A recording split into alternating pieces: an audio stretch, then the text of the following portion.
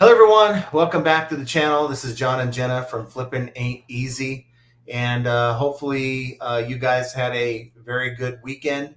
I could say that sales were solid for us this weekend. So I'm hoping the same for you guys out there as well. Um, Letting some people kind of roll in here. We have about a handful of people. We normally have about 140 plus. Just And hand it to me. okay. This is all stuff that should have been done before the live. Sorry. It's hot in here. Yeah, I know. Well, we're in Vegas. That's the way it is. And the air's on, and this room just gets poor circulation. So that's just the way it is. So, um, for those of you who are with us today live on the live stream, please, of course, comment in the chat. Your contributions to this live stream make it what it is. So, otherwise, I'm just some guy sitting in front of a camera talking for 15 minutes and I have nothing else to say. So, of course, if you're watching after the fact, just couldn't make it today, I get it. Things happen. We'll see you next time. But no matter how you're watching this, hit the like button, guys. That's certainly you're letting other people know helps build this community. So by hitting the like button, it tells YouTube that we're putting together a good thing here. Every week we get together, try to get together at least twice a week. Now we're coming up on 20K, and that's sort of a goal. I mean, when we started this, I mean, you could never, you'd have said I'd had 20,000 subscribers at any point. I would have said you're just crazy. But, here we are. We are literally, I think the last time that I checked, and why not? I can check now. It shows that we're 1960, we're 36 subscribers away. So if you're one of those subscribers out there, or there's viewers out there that haven't subscribed, what are you waiting for? We're waiting for you. Come on, guys. So I have a couple things I wanted to kind of talk about today. And the first one was a question that I received from last week's live. And they asked me about the dynamic promoted listings. Now, I mean, it's so easy to get confused between standard promoted listings, advanced promoted listings, promoted listings express. And now this has kind of always been here. It's something that eBay is trying to push more than ever. So if you are on your hub, your eBay hub, your seller hub, you're going to see a little blurb that's going to say, click here for more. And what they have to say is this: automatically keep your promoted listing standard campaign competitive with eBay's dynamic ad rate. Okay. And so this is from their site. This is what they have to say. Keeping your ad campaigns competitive in an ever-changing marketplace can be time consuming. The dynamic ad rate strategy offers you an effortless way to secure high visibility placements by automatically adjusting your ad rates to match eBay's daily suggestions, removing the guesswork of having to choose an ad rate strategy and simplifying the manual campaign management process. So what that's saying is, rather than you trying to keep up, we're going to keep up with you or for you. And it's sort of an automated tool. I came out with a video, over a year ago. I was talking about, hey, I just listed this item, let's just say 5% for just the sake of the discussion. And I went back to revise it and it was asking me to do 5.2. And then go back minutes later and it's at 4.9. And there's so many different things, variables that change apparently, that let's see if I can see what it is here. It says daily suggested ad rates are calculated based on a variety of factors, such as item attributes, which that's very vague, seasonality, past performance, and current competition for each of your listings. So that says there's a lot involved in there. I'm surprised I didn't see, the last bullet point to be our need to get more money for our shareholders. I'm sure that's maybe under item attributes. But with all kidding aside, it is a tool that you can use. And what I like to do is, before even messing with this dynamic, I was already going in and setting my listing up to be the recommended rate. And a lot of times it's, I don't think I've seen it any lower than 5, and it can get up over 10. And for me, I was drawing a line at 10. I'm going to draw a line at 10, and I don't see a need to go any higher than 10. I just think it's ridiculous at some point. You got to, and that's why I also came out with the video a few weeks back saying, where's your line? At what point do you say enough is enough on your promoted listing rates? I mean, let's look at it like this. eBay don't even promote that much for their own business. You know, it's like, do you think eBay gives up over 20 something percent of their revenues to advertise their business? I don't think so. And someone's asking me about their mental state on eBay.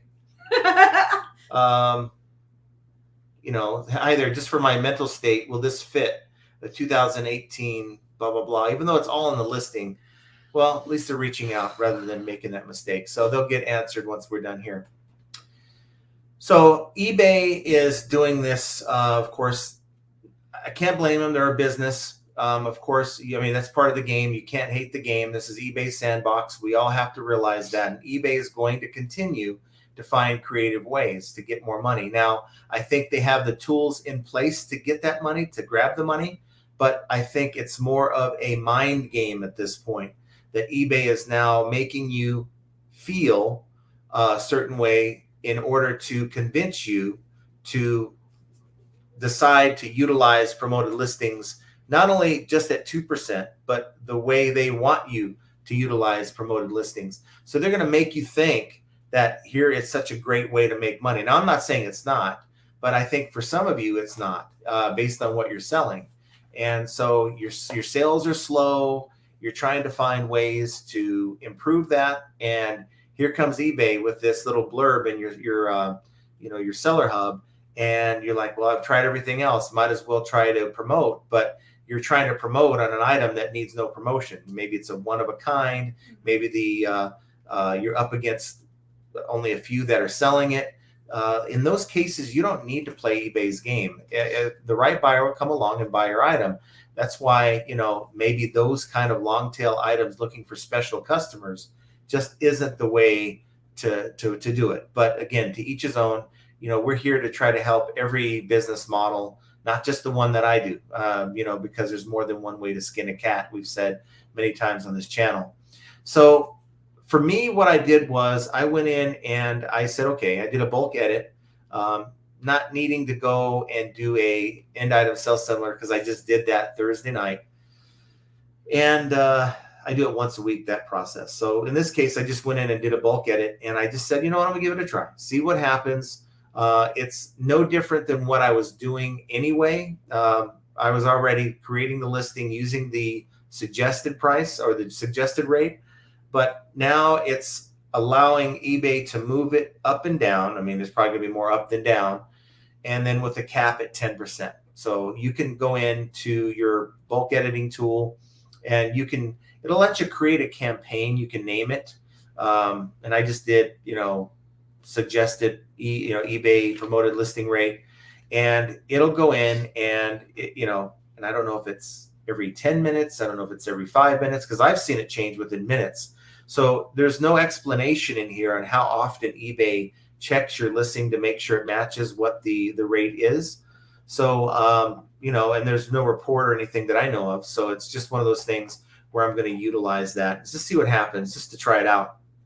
Sales are good for me anyway. I don't have to mess with it, but some of you might want the fixed ad rate, and that's, if you're at 2%, no matter what, I think that's, if you're going to play, it's kind of like, it's, well, lack of a better term, half-assing it. If you're going to utilize the promoted listing tool, you're just kind of doing it because you kind of feel like you have to. You're a little bit better off using 2% than not using it at all, but it's kind of like half-heartedly trying to play eBay's game, and you're down there with a lot of people. I mean, that's why eBay's coming out with this and trying to coerce people to promote higher, right? Because of course, they want the money, but unfortunately for many of us sellers, it's the way that the game is played. You can try to win this game with the lowest price, and hope your buyer is searching by price plus shipping, and then you rank higher that way. But if you're not playing the game and you're up against higher competition, a lot of competition, or you have items that have demand and other people are on it trying to sell that item, you don't want to be stuck on page 3. Most people don't have patience to go. I mean, what do you think someone's looking at beyond page 3 for if they're filled with the same kind of item? I think by page 1's end, they're probably going to find the right price, the right photo, the right title. And, all the while your impressions are stuck down there on page 3. That's why people say they make this change. They get a lot more impressions. That doesn't necessarily mean you're going to get sales. You got to do the rest of it by having a good price, by having a good listing, by having a good title. And that helps also with your ranking. So that's the thing I wanted to kind of talk about. Want to know your thoughts on that. Maybe it's just not in the cards for you to use that method because, again, you fit all you check all the boxes for someone who shouldn't be utilizing promoted listings. But this is just eBay trying to make everyone feel like they have to do it, and it's just not true for everyone. So each has their own business model, and I would say that instead of blindly just signing up for it, do some homework. See who you're up against. I bet half the people that are watching this right now really don't know how many sellers they're up against on some of their top items in their store. They probably don't know. And that's the thing. You have to get in tune with your business and to know who your competition is. I know Coke, they know who their competition is. I mean, they have, Coca-Cola. I mean, the other Coke from, that crosses the border. We're not talking about that. But, Coca-Cola, they know who they're up against. Every change their competitor makes, everything that their competitors do, they know, they're in tune with. And I'm not saying that you should run your business like a corporation, but you need to develop that mindset because, if you think you're on an island and you're the only seller, I think there's a lot of people that have that mentality. And then they start calling eBay when they're wondering, well, why, how come I'm not getting any sales? And they're not willing to do as much as they could in order to make those sales happen. So hopefully this channel give you some ideas and to right the ship, that's for sure. So the other thing I wanted to talk about, and just kind of a brief mention, that this whole USPS Ground Advantage changes that are coming here in July. I believe it's the 9th of July, and we're right around the corner from that. And it's funny how they say, more details to come. So they're going to spring details on us at the last minute. But from what I gather, this USPS Ground Advantage, if you're utilizing USPS mainly for first class mail, the only thing that's really going to change for the most part is the fact that you might have packages that are being shipped with 70-pound packages. There's a chance that things could get kind of damaged or whatever en route, more so than they were before.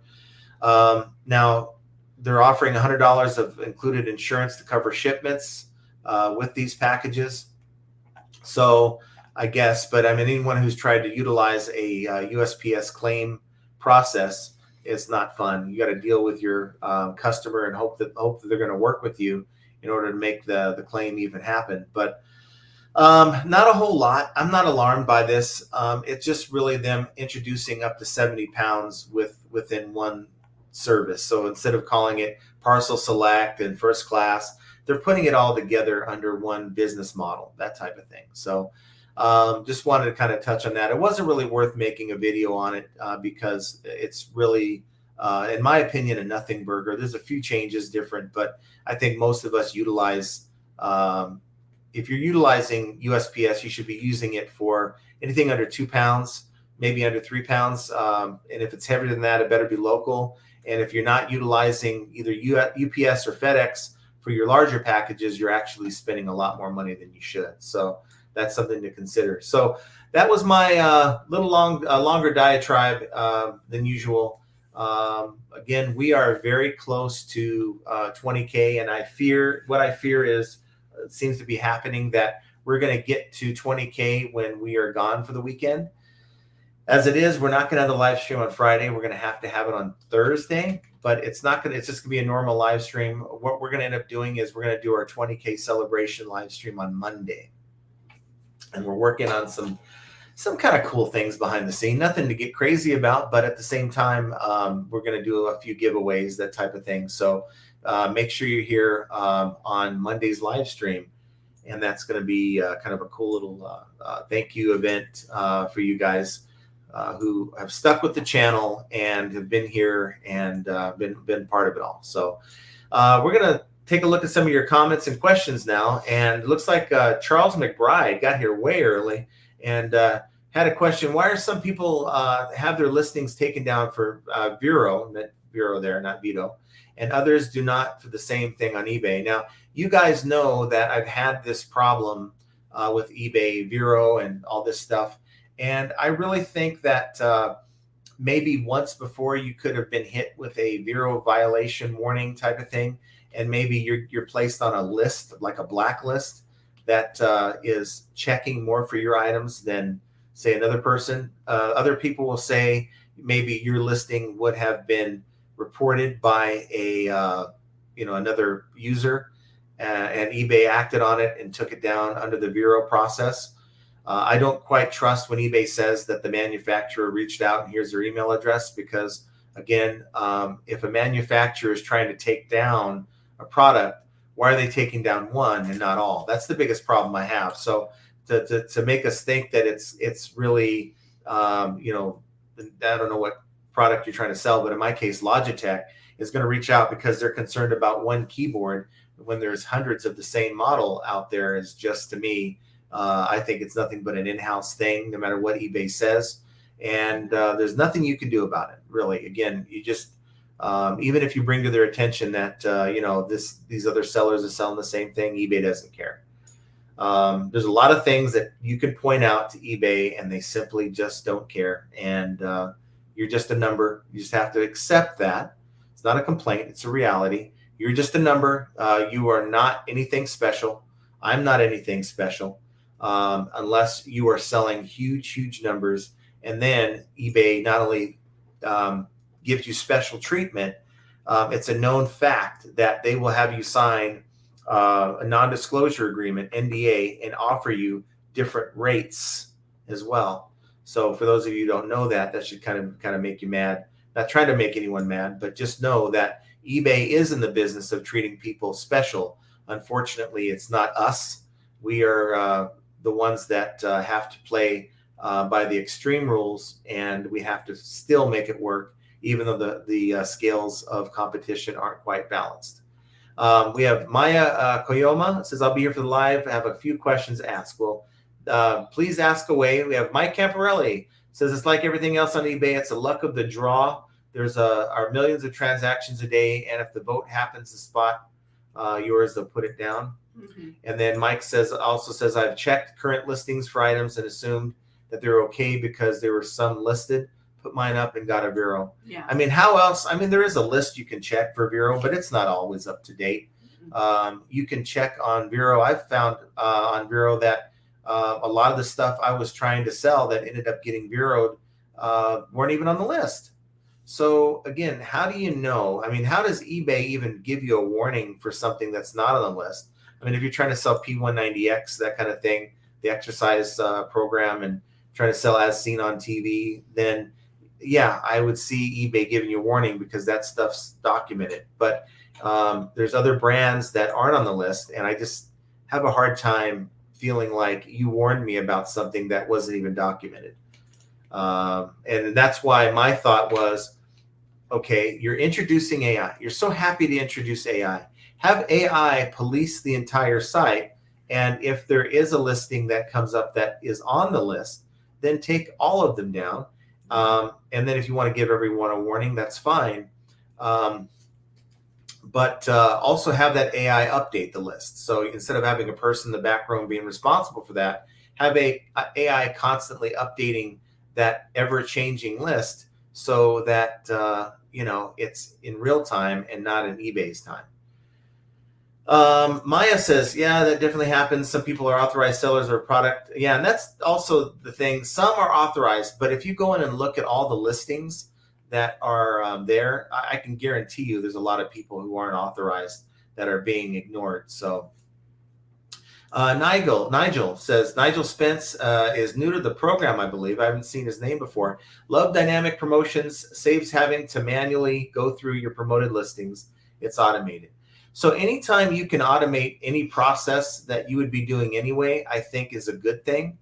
When you go into your listings and creating a listing, just make sure that your campaign, hopefully if you're doing this, you're saving it as a campaign when you're first setting it up. And then when you're going into your listings, instead of selecting a rate, you're just selecting the campaign. It should work that way.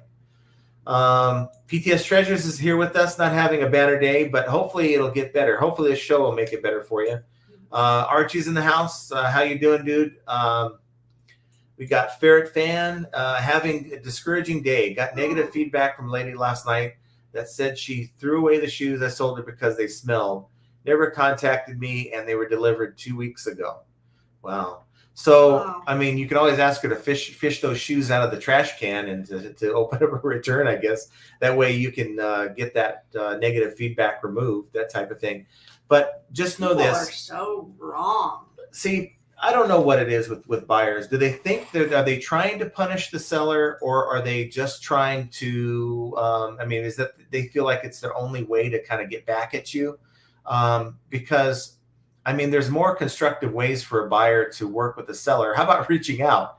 How about sending an email saying, hey, look, what are you willing to do for me in this case? I don't have a problem with negative feedback when it's warranted.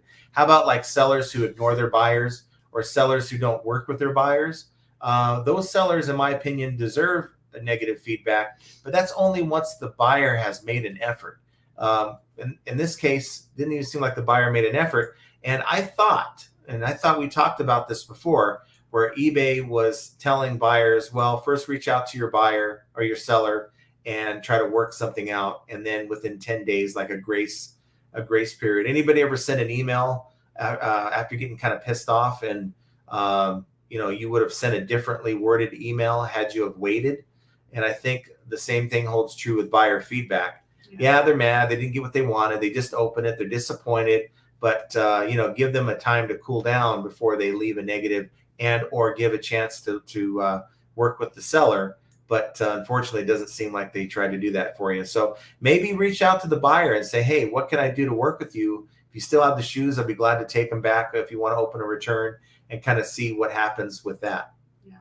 Mike says, hi, John and Jenna and Archie and everyone else. I had not had the pleasure of meeting yet. How's everyone doing? So hopefully you guys are all having a good day. Better day than Ferret Fan. And then the Ferret Fan follows up. She never asked for a refund. Feedback left for others shows she has done this before. Seems like she knows if she asks, I can get the feedback removed. Wow. And it also, we had someone reach out about a pair of shoes they bought. And the photos show the insoles were in there. We took the top photo of the shoes. And so they have black insoles, and this person got it, said, yeah, received the shoes. Just wanted to let you know that one of the insoles was missing, and they didn't ask for anything, but, we're pretty much like, well, you're welcome to open a return. I pretty much put, the photo, it shows that they're there. As soon as we photo them, we wrap them. We wrap them in the cellophane. We have a roll of cellophane. We wrap them up and we put them in the bin. That way they don't get dinged up or the shoes stay together. And there'd be no opportunity for the insoles to come out. So I don't know what happened there, but you're welcome to open a return. And but then they came back and said, we're just going to go and buy some new insoles for them, like some Dr. Scholl's or whatever. That's fine. But it wasn't like I wasn't willing to take the return. I wasn't going to argue with the buyer either. They wanted to open a return. We just do a return. But I need to know for a fact that I made a mistake before I'm going to offer a partial refund. And I just can't verify. It doesn't make any sense. Why would I remove any part of the shoe right after? Especially the insole. Yeah, that's part of our process. It's not like the shoes are I was doing shipping last night, and he came in and told me what the guy said. And I was like, what does he want me to provide, an insole? I don't know where to go with that. I don't know what, other than just return it if you're not happy. Got Brian H in the house. Thanks for being here, Brian. And Piggy Ricky's also in the house. Says some people want everything to smell of roses, even if it's 20 years old, because they're dumb. We have that spray that we got at the ASD. They're passing it out. It's somewhere. I'm not going to look for it, but it's a little sample size spray. You know, if you're in the business of selling shoes, it's probably a good idea to go out and get some like Lysol disinfectant spray or some kind of spray you can spray into the shoe to kind of kill the odor on these used shoes, because, you know, what's acceptable to one person may not be even closely acceptable to someone else. But see, I clean all the shoes. So they do, you know, some of them do have a smell of maybe a cleaning product, but I also, most of my shoes, I clean with fabric softener and water. And that's like on suedes or, you know, things that hold a smell. And so I use that. I just dilute it in water. That way they really can't complain. So I'm going to display my utter ignorance here. Seth Bruce is in the house and says VSM. I have no idea what that is. So maybe that's derogatory. Maybe it's not. But yeah, if you have an explanation, I'd like to know what that is.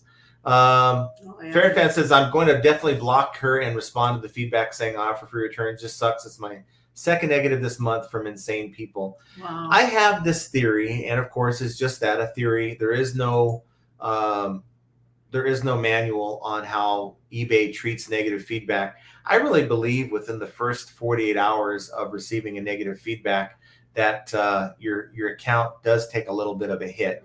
I mean, it's all bunched into account health. So someone with 100% feedback rating is, if everything is equal, let's just say everything's equal, promoted listing rates, the item itself, the account, you know, history, and the only thing that's different is one person just got a negative feedback, the other person has 100%.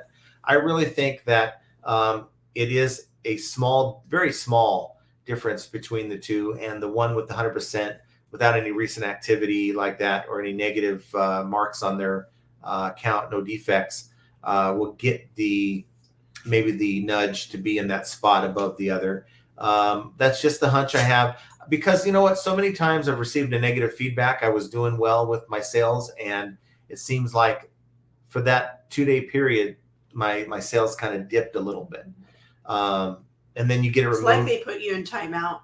Yeah, and you get it removed, and then within like 24 hours, here the sales are at a better pace than they were, you know, the previous 2 days. Bill York's in the house. Says hello, everyone. Thanks for being here, Bill. Guide Guru says hello, everyone.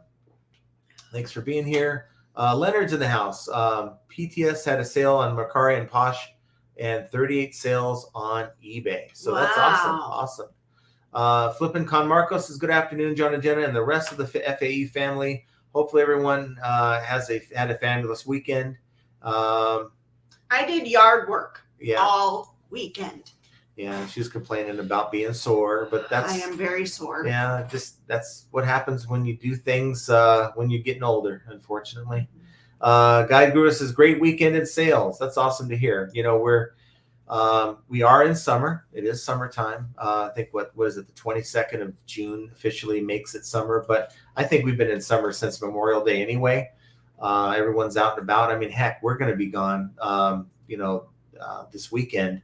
And you guys know I do my work. I mean, I have a bunch of scheduled listings already ready to go to cover us on that. So as far as I'm concerned, I'll have, you know, my phone, my app. I'll even have I don't know if I'm going to bring the laptop. I probably won't want to mess with that, but I'll be able to do everything that I'm supposed to do, answer customer replies and stuff like that in a timely manner. And before we leave, we're going to do the end item sell similar to get that new item boost. So everything's going to be normal as far as eBay is concerned. And guess what? He's not going to the eye doctor on Friday. Want to tell him why? Because they don't have any appointments open. Yeah. So it's like, well, I guess because he waits and he thinks that everybody just has openings anytime. Well, it's John coming in. They used to do that for me. They used to do that for me. But you know, it is what it is. They must not know who you are anymore. They forgot. So it's time for me to get out there and remind them who I am. Right? I'm just that guy with an eye problem. Let's see. PTS Treasures. Does anyone ever have issues with their photos disappearing? Yes. You do? I've had I it don't- happen, but it's been a while, but it has happened. I haven't personally seen it with mine, but what affects one account will affect someone else's. I don't know why. Picky Ricky says I couldn't sell grass to a cow yesterday with both on eBay and at the boot sale. A total waste of my day on all fronts. That sucks. Now, I guess the question, Picky Ricky, is why do you think that is? So taking an honest assessment of what you're selling, because I guarantee you this, if you had and this is not to knock you at all, but I just want to help you guys in any way I can, help you maybe see or understand why you're not selling at the level you think you should be selling at. If you had a booth full of iPhones, I promise you would have sold. So what is holding you back from making your sales? That's what I want to know. Amazon Seller 99 says, "Hey guys, thanks for being here." And we have Keena in the house. Thank you for being here, Keena. Cassandra says, "My sales were okay, a little slow during the weekend, but Sunday afternoon to today they're picking up." Mm-hmm. Yeah, and the summer is the sort of the most challenging time because there's distractions everywhere. Not only with you, but your buyers are distracted to the point where they're not buying as much, they're not on the site as much, they're out and about with their family. And naturally, sales are going to go down this time of year for most sellers. And that's why my thought process is to just up your game and get more stuff listed, get more value put into your store, that type of thing. No One Design says, "Hey, Jenna and Logitech webcam." Yeah, this is a razor. That's right. A razor. I think this is probably one of the best computing brands. Have you ever come across this brand? These are like gold. They're, of course, I've got a mouse pad. I've got a mouse. I don't have a keyboard yet. They make stuff for gamers, right? Which I kind of am. I don't game on this computer, but I do like. He likes flashy lights. I like technology. I like good technology. I mean, if you saw all the neon lights in here, besides the ones that are behind us. Yeah, probably. But my keyboard is a Perix, Perixx. I need to do something about that. It's from China. Yeah, well, they all are, but this one is just the factory seconds, I guess. I don't know. Yeah. Jovial Juggler says, "Happy National Barcode Day." Barcode. Happy National Barcode Day. Okay, just gotta do that. Gotta have your barcode scanner. These are very, very handy. This is a wireless one. And I haven't had to charge this thing for months. Whenever I need it, I just scan the barcode in the package and boom, it's there. Good for Amazon too, that type of thing. Mark says, "I had a good weekend of sales. Hope you all did also." Hello, everyone. Thanks for being here, Mark. PTS Treasure says, "Nice, Leonard. I was 29 on eBay between Saturday and Sunday, thanks to someone buying 16 CDs. That's awesome. That's one package to ship, right?" Tim Telesio. My buddy Tim, he's we did a little business deal and he's trying to talk to me here, so I'll just have to let him know. Just let him know that I'm going to have to call him after the live stream. Guy Guru says, "Cows are tricky. They don't have anything to pay for the grass." Callie Deb says, "Hey there, John and Jenna, everyone in the chat. Thanks for being here." Thomas says, "Getting hot in here." And it's real hot. Yeah, it is. But you know what? I was going to get our I really want to put a fan right here. I want to put it on the ledge right up here. And there's a ledge. Because then it won't hit me. Well, no, it'll have to be blowing down this way. And it's right underneath the vent. Oh. So they put the air conditioner vent like in a funky place. So like the air gets trapped in this part of the room. We have like a natural ledge. Most people have natural. Well, no, I'm saying they built it that way, but what I'm saying is it's a ledge. You can actually store stuff up there on the top the way they have it. I do. Well, I have 2 totes. I understand, but I think it's trapping the air when it's blowing in, and that's why this room is hot. And of course, the ceiling is at a slant. So, and there's really no natural place for me to put a fan in here. So it's just the way it is. Let's see. Callie Evans is only 76 degrees in Burbank. Aww. Awesome. Well, thank goodness we're going to be out there. That's right. What are we going to eat? Don Cucos. Yes, right. Don Cucos. Can't wait. RW says afternoon from California. Thanks for being here. Yeah, he's asking for money. All right, it is what it is. Guide Guru dropped off 2 full IKEA bags at post office this morning. Yes. There we go. Like the big bags full of stuff. You're missing hellos. Oh no. Let's see. We got Silver Hair says, I'm contributing. Well, thank you for contributing there, Larry Todd. And Keena's in the house. Hey, Ken and Barbie. Ken and Barbie. Hey, Keena. And then Janet Hyder says, Hater says, hi from Georgia. I'm never going to get that right, Janet. It's just, I'm never going to get it right. Just say Janet. Yeah. Noah Design 2 says, taking bets on how long John monologue will be. Winner will get a cha-ching times 2. That's why I was laughing in the beginning. Whoever said 3:14 or 6:14 Eastern was the winner. Henri Squaw says, happy Monday. Thanks for being here, Henri Squaw. And Raul Solis says, hello, John and Jenna. Hello. Let's see. And they're taking bets too. Art Bethold says, hello, everyone. Thanks for being here, Art. Ed's in the house. Hey, John and Jenna, currently in Arizona for camp listing party. I'll see you on Friday. I think that's the whole that brand that I don't talk about, of course, because I can't. But it's a Lister brand that is having some kind of a thing. I think Commonwealth Picker is there as well, and they're doing their thing. So have a good time in Arizona. It's probably going to be a little hotter than LA, that's for sure. Henri Squad says, okay, let's see if you tip over. I don't know what that means. Eddie G says, you guys are the best, not worries. Well, thank you, Eddie. I appreciate you. Let's see. Ashley says, happy I could catch a live today. Packing orders while I listen. About 30 packages going out this evening. So a pretty average weekend. Just want to see if John remembers how to pronounce my name. Ashley.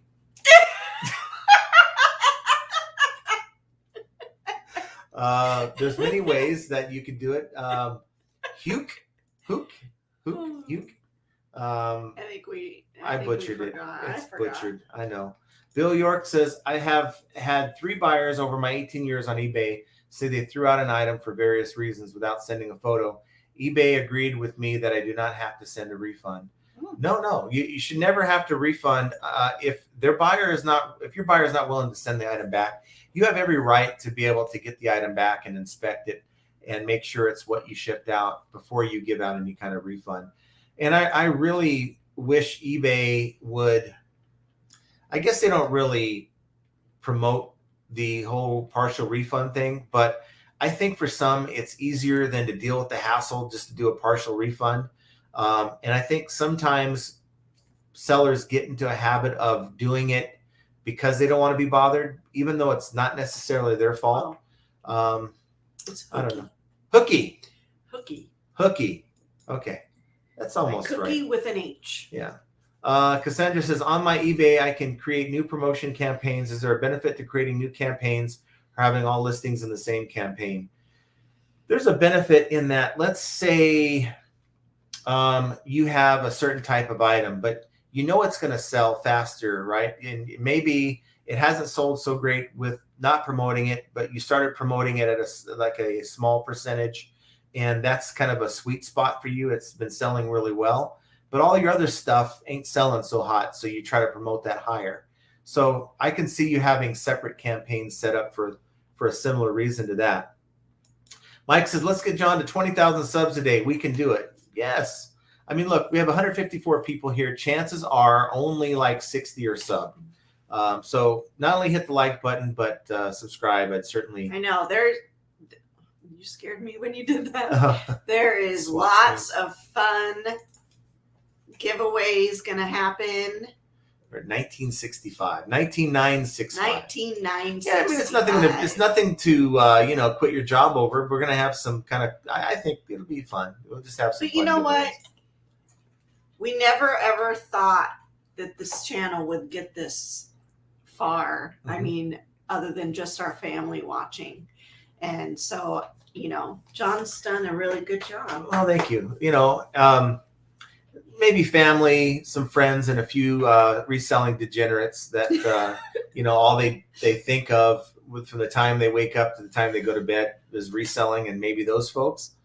well, this is our livelihood, and things are doing well. You think, you get this dread going into the summer that, oh man, it's going to be, if it's anything like last year, it's going to be really kind of tough. It's going to be really, difficult to make sales, but things are working really well, and sales are still rolling in, and I'm more optimistic and more excited about the summer than I was last year. That's for sure. We weren't excited about summer. summer. Anything. Yeah. Callie Deb says, I have one dynamic promotion and switch back to setting them myself. Okay. I don't really, in my mind, as long as if you're promoting, don't just half wing it. Okay, just call it wing it. I don't want to curse anymore on this channel. Just don't wing it. Okay. If you're hanging out with the 2%ers, just think of all the people who are doing it because they feel like they have to use promoted listings, and they're hanging out at 2%. Now, I guess the argument can be made, well, all you're doing is talking people up, and the more people you talk up and talk into utilizing this stuff and to promoting at higher rates, well, it's just going to jack up your own rates. I guess you're right, but I guess the goal of this channel is to not be selfish and tell you this is what's working for me. Mm-hmm. And I'm willing to bet most of the more successful sellers on this platform utilize promoted listings in some way above 2%. That's just my thoughts on that. Ashley says, haven't sold anything hardly any week. However, it's so expensive to list at the dynamic ad rate. It is. But that's why this weekend it was on my mind. It made a video talking about that, just sort of in more detail. It starts with your sourcing. Every bit of success that you're able to have reselling starts at what you buy it for. And I know for some that's going to be nearly impossible, and you can't do anything about what you've already bought. But I think at some point, just maybe the things you're buying, you're buying the wrong stuff. Maybe there's deals to be had on things that you never thought of before. So that's kind of how it worked out with us. Guy Guru says they're going to dynamically take more of your money. Mm-hmm. True. But, again, I posed the question. You have this $100 item. Okay. Are you willing to, after fees, let's say, take $80 and it's sitting on your shelf for 3 or 4 weeks? It's going to, but someone's going to eventually pay you $80. Or if you are willing to go lower and you could take $70 and flip it within a week, which one would you take? And I guess the answer lies into, what I always ask, and that's, what are you into the item for? How much are you going to make? If it's a break-even deal, of course you wouldn't take 70. So you need to find a way to get yourself in the position so you can be flexible and start churning. That's what I do. I churn. It's a grind, but as I was talking about in the video I put over the weekend, it's just churning. I want to get $100 for this item, but if I'm into it for 10 and someone comes at me for 70, even if I just listed it, it's time to move that item. And that's just kind of how I'm working it. Tommy says dynamic rates are based on how much money eBay needs to keep the lights on that day. Mm-hmm. And that's pretty sad. So for that reason, some people might say, look, I'm fine with going above 2%, but, I'm not going to play the eBay game, because we all know which direction the promoted listing rates, the suggested promoted listing rates are going as compared to, say, 6 months ago, and they ain't going down. So for me, though, I'm drawing a line, and that's what I suggest. Draw a line. Maybe it's 5%. Maybe you sign up for that and say, okay, I'm going to make 5% my max, right? And for most items, you'll have it at 5%. But it's, in my opinion, better than being at 2%. I'm willing to pay the extra 3% to get my item seen higher in search. And you're going to get more impressions. That doesn't mean sales, but that means higher placement in search. No, don't. Okay. I'm trying to go to the non-political folks here. This is another thing, guys. We're here to help all resellers. No matter how you think about anything going on in this world, unfortunately, I can't control that. I mean, we can't even control the fact that they're, creating acts, in Congress to, require us to like the Informed Consumers Act, where they're, making us put stuff in our listings, if we don't comply with this, that, and the other thing. But I want to see all resellers succeed. That's what this channel is about. So, it's not about all the other nonsense that's going on in the world. So just wanted to kind of put that out there. Seth says, I had a negative review stating leg on action figure was backwards, but foot was correct. I did not notice it, and either did the buyer with multiple pictures. Oh, well, lesson learned. That's weird. Was that a blem or a defect? Well, maybe it turns. No, I know this. The like the GI Joes, they're known for the swivel arm grip. I mean, I always wondered why swivel arm grip. There's no grip involved. It's turning the arm in like a circle, something like that. I could see, but that's fixable. Anything where the leg is on backwards, that's a manufacturer's defect, I think. Yeah. So I don't know. And maybe it has more value because of that. I don't know. It's an error, right? Bill York says my promoted listing line is 5%. Tommy says, if you think dynamic rate is accurate, you should also use the suggested median sold price. They tell us is accurate as well, right? No, but it's kind of I don't want to go into every item that I list, and it's already a process that I have in place to list everything that I have. So one item I'll evaluate, I'll test, I'll clean, I'll stage it for photos. I'm doing all these things, and it's a heavy, huge item. And then to go in and to do a half an hour's worth of homework on that item to try to determine the best rate. For me, it's just take a look at the competition, do a search. I'm already searching for comps anyway.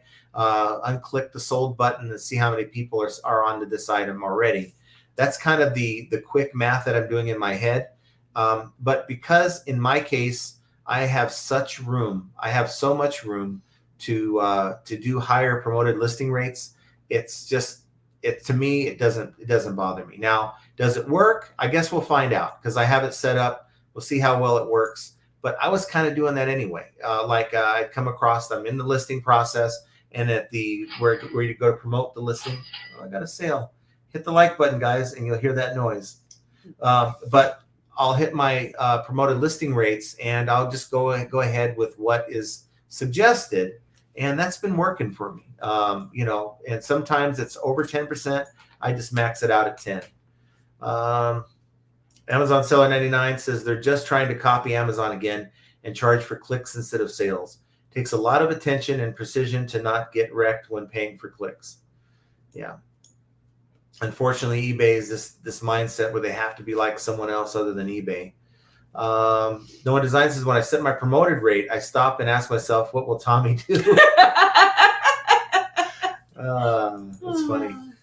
Jovial Juggler says, N sell similar was 15% suggested for me yesterday. No, wow. Ain't getting that high. No. That's past my line. No. FS Surfontaine says, hiya, Faves, reselling homies. Hope you're all having a fantastic selling Monday, Tuesday.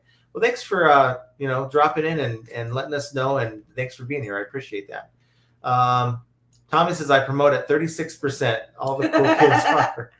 No, you got to have a line. Liar. I'm probably the only fool on earth that's intentionally promoted at 100% just to see what would happen. I had a video I put out for that, and nothing happened. I didn't even sell the item.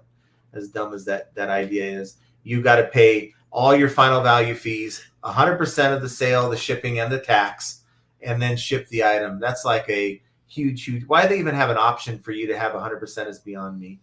Alicia Curtis says, hello, FAE peeps. Hello. Thanks for being here. Biff Buffalo says, don't worry, eBay won't take more than what's absolutely necessary. Another lie. And maybe that's why when I put those two items at 100% as a test last year, eBay felt bad for me and said, we're not going to let this guy do this to himself, and therefore we're not going to let him sell this item. My paper route says, I have had good luck running new listings with no promotion for the first 30 days, then ended in sell similar with a 5% promotion. Most of my sales are not from promotions. And guys, I can tell you, most of my items are promoted. And when I go in and do my counting, I'd say 60 to 70% of my items are that they have the ad fee involved, where they're charging the ad fee. And the other 30%, maybe 40% is where, it's like, wow, this is cool. I'm not paying an ad fee. I'm not getting promoted. So just because you're promoting doesn't mean you're going to be hit with that fee every time. SK says, hi, sir. Why eBay is closing knives selling accounts? Please do answer. I don't know. Are you a drop shipper? If you are a drop shipper, that could have part of it as well, because drop shipping is not supposed to happen on eBay. Of course, we know that eBay is not going to shut down the entire drop shipping operation because that's a lot of money being lost. But it could very well be that because you're drop shipping. Just a guess. I don't know. But as far as if you're not, it could be that where you're trying to sell it to, it does not allow for you to ship knives, that type of thing. Tommy says, I'd rather take my chances with organic placement than promote at 2%. I kind of agree with that. Okay, you just kind of winging it because you have to. Piggy Ricky says, I just don't understand this promotion fixation. I have never felt the need to do it to make sales. Depending on what you sell, though. Again, that's just the way it works. How many people here are willing to go in and do the research to see if certain items should be promoted versus not? I'm sure there's some new folks here, or people who just don't even care to go that far to kind of do that homework. But it's an exercise that you probably should do if you sell everything like me, and you definitely should do it if you're selling in a niche to know, how many people are you competing against? RW says, I have always used promoted listings and have signed up, and sales have picked up since. Yeah, I think it works, right? I just think the argument is, you're charging the seller more money and giving that seller an edge on the rest of the field because you're willing to give eBay more money. That's the way it boils down to.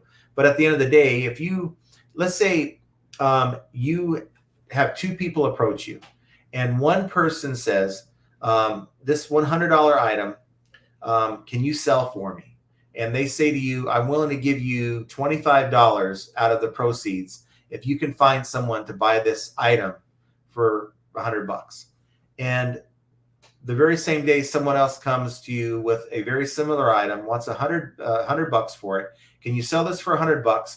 I'm willing to give you $40 if you can find someone. And they're very similar items, perform the same function. Which one do you think are you going to promote to try to move first? The one where you're only getting 30 or $35, or the one where you're getting 40? If you're being honest with yourself, if that's the line of business you're in, you're going to try to sell that item that's going to get you the $40. That's just my opinion. And so I don't blame eBay for playing the obvious game. I mean, they're here to make money just like we're here to make money. And unfortunately, my only beef is I don't think they're doing it the right way. I think there's really not a need to go in and fee every seller to death and keep jacking up the rates when all they got to do is advertise, allow these new generations of buyers to understand that eBay is a good place. It even exists to buy things other than watches, sneakers, what else? Jewelry, purses, right? There's 98% more items out there, or, you guys know what I'm talking about. There's a ton more items out there. But I think this generation just is lost on what eBay really is. That's just my 2 cents. And eBay needs to do a better job of getting the buyers back on the platform. Mm-hmm. Casey Jones says, does eBay link up with backlog receipts from nuzzlenecks? Not so sure. I'm not sure. Casey is. Yeah. I don't know. I don't know what a nuzzleneck is, but we'll move on. Maya Koyama says, question, when you go on vacation, how do you address best offers accepted before you go? I know you change your handling time, but if you have an accepted offer before, I think it keeps the same times. So if I have accepted an offer, I'm shipping it out before I leave. Okay. Once I've left, everything that I have listed is now at a, maybe like if we decide to go Thursday instead of Friday, we're working that out. If we decide to do that, we have a live on Thursday. You have everything ready to go. We do the live and get in the car. That's the plan. Where are you going to sleep on Thursday? Oh, we'll work it out. But No. nonetheless, we'll talk about that later. So the moment I decide to leave, everyone's picked up my packages. I am now changing my handling times and my policy to 2, 3, 4, 5 days. So any new offer that comes through is based on what that listing has in place. What if they don't pay right away? Well, it's still going to be the same. The handling policy is based on once payments made. So if they make me an offer on Thursday, I accept it. Okay, now I accept the offer. This is after I've changed the policy. Now they pay me on Friday, and I have 2 days handling. Well, we're going to be fine. By the time we get back on Sunday, I'll be able to mail it anyway on Monday. But if they paid me Friday before my cutoff time, I just be able to mail it on Monday. We do the rest of our stuff. Okay. SK says my account was suspended for no reason. There's always a reason. Now, maybe a rep can't tell you because they're not sure what they're looking at. But that's why you get on the phone. Did you have international shipping set? And it could very well maybe that they might suspect you have drop shipping, and you have no invoices to show that you actually have the product in question. If that's the case, it's going to be very difficult for you to get anyone to help you.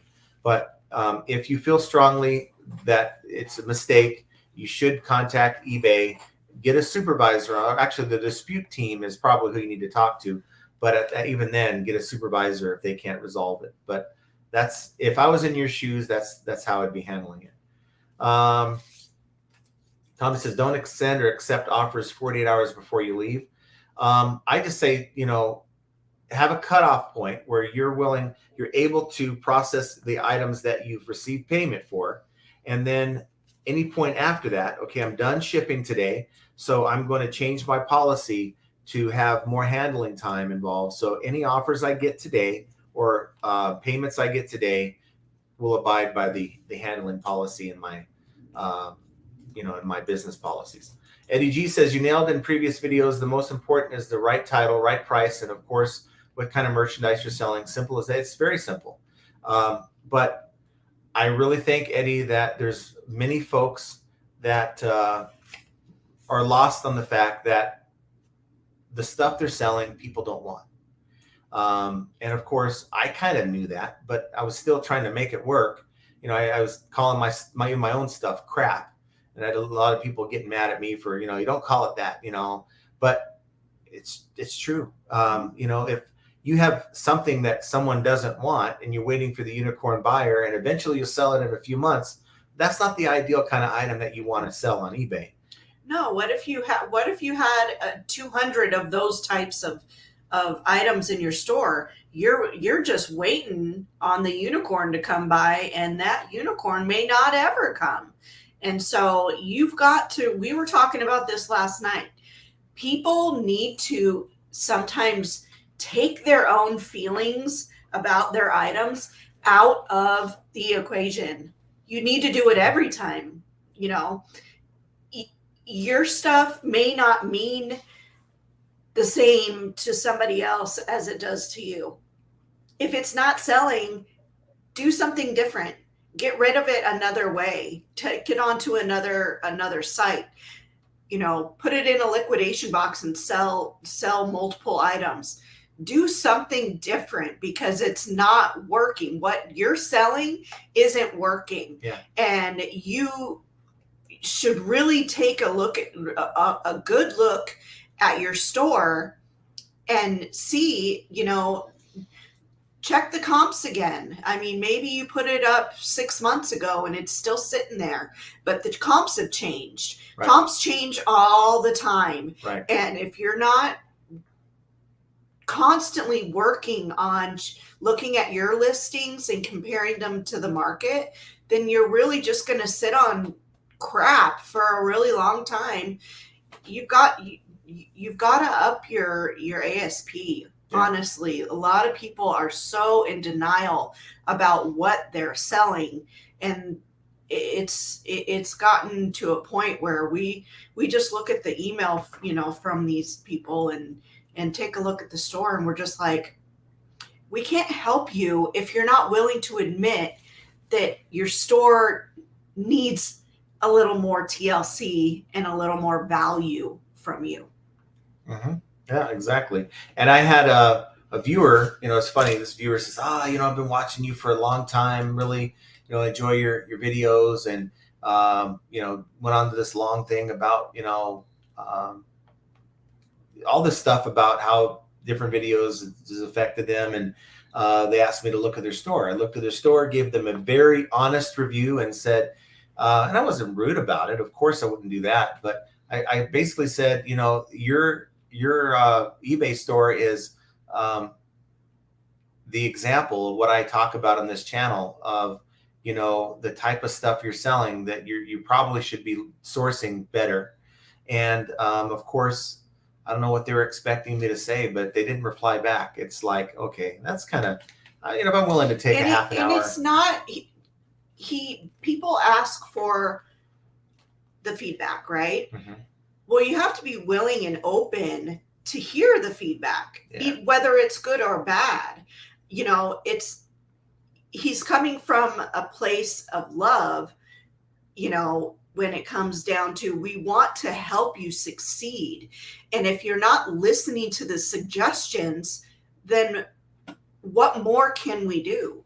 Well, we can, and I'm not going to lose sleep over it, but it just makes me wonder. I mean, why would you reach out for help if you're not willing to say, you're probably right. Now, I guess it's easier said than done. You guys know that I struggled with that whole thing last year. I mean, it's something everyone knows. I was like, okay, sourcing is my problem. That's the big, I'm trying to put, lipstick on a pig here and try to sell this crap. And I was selling the crap, but if you think about the numbers I was talking to you guys about last week, we're like, for the month of June, like over 200% more in sales than, we were last year. That's huge, guys.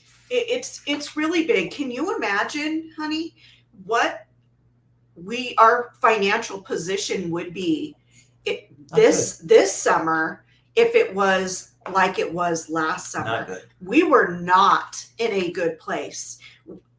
Our liquidation game was off the rails, and nothing was happening. We were doing everything we thought we could do until the light bulb went off. Yeah. And I mean, just to think how important sourcing is, you can do everything right with bad product and not make sales. You do everything perfect. You have the perfect listings, perfect photos, perfect title, perfect everything, and that crap is still not going to sell. Mm-hmm. But then you can have good stuff and be listing it with crappy titles. You can do the 100-yard dash past the item while you're taking a photo. You can just have a one-liner for your description and have okay prices, I guess, not the lowest, and you're going to sell those iPhones or whatever, right? Yeah. Because you have good stuff. You have stuff that people want. And I think that cures a lot of the problem right there, having good stuff to sell. Yeah. That's the toughest thing, because there's high competition from people who are trying to get the same thing as you. If you don't believe me, go to the bins and see how crazy that parking lot is, or how many people are digging through that stuff for good stuff. And you're left. That's why I don't go to the bins anymore. Well, probably because I'm sourcing a lot different. But yeah, our sourcing is so good that we don't have the need to go to the bins or the need to go yard sailing. Yes, we'll do it on a weekend by weekend basis, but we haven't gone in a while. And that just shows that we don't need to do those type of things. Yes, it's fun and we get a thrill out of it, and it's, trying to get the deals and all that fun stuff.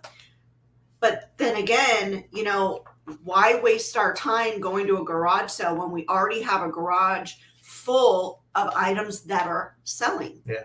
And they're selling for high amounts. They're not, $20, $30 items. I mean, some are, but for the most part, we're selling 10, 15 times what we bought it for. So Maya has said something to elaborate further on what she was asking for. Okay, so take, for example, I'm leaving on Wednesday night. But if someone accepts my offer I sent last night, then wants to pay, so that's different. So yeah, so before you fix your business shipping policy, let's say you have it for 1 day and you're trying to set it for 3 days. They agree to buy it for 1 day on Monday. You're leaving town on, say, Wednesday, and then they pay on Wednesday night. Then your 1 day, eBay's expecting you to ship it out on Thursday, and you're not going to be there. So like Tommy says, turn off offers and don't send any the week before vacation. Yeah, just have some foresight. Unless you are going out of town, like an emergency thing, there's not a whole lot you can do there. But if you know you're going ahead of time, so I guess in my case, if I'm right now at same day, okay, I'm not going to. Let's say we left Thursday for just the argument's sake. I would have to really make sure that any offers I get on Thursday that aren't paid for, and they try to sneak in a payment on Friday. Well, I need to make sure that maybe I'm either willing to take a late on the shipment hit, which 3% is where you're at. Which if it's one person, then here I am. I guess I'll take the hit and I'll ship it out on Monday. Or you can turn off your best offers days ahead of time. But for me, best offers are a huge part of my business model. So I'm more apt to take the hit on the late, because how many people are going to pay you, within that 4 days? Most people who accept an offer usually don't pay right away because they're not home from work. Maybe they get up the next morning before work or whatever and pay. Oh, I didn't realize I won this item, or they agreed to the offer that I made. Usually if someone's waiting 2 or 3 days, they ain't paying. That's just the way it usually works. So that's kind of how I'm looking at it. Roman, he's alive. I didn't see you last time. Jenna and John wants to do live 7 days a week now. He didn't tell you yet. No, that's for sure. He has too much work to do. And the Noah Design says toilet seat transfer chair giveaway. That's useful. We could. Yeah. I mean, at some point, everyone's going to need one. Are you in need of one?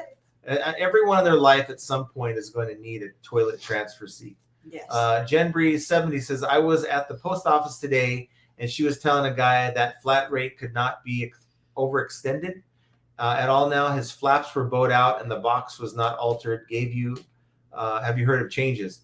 That's not the way that, see, this is the thing. Unless it's written, and I would say, well, you weren't the person they were telling this to, but unless they tell you, here's where the policy can be found, I'm going to follow what the policy is, maybe look it up, but I've never heard of that.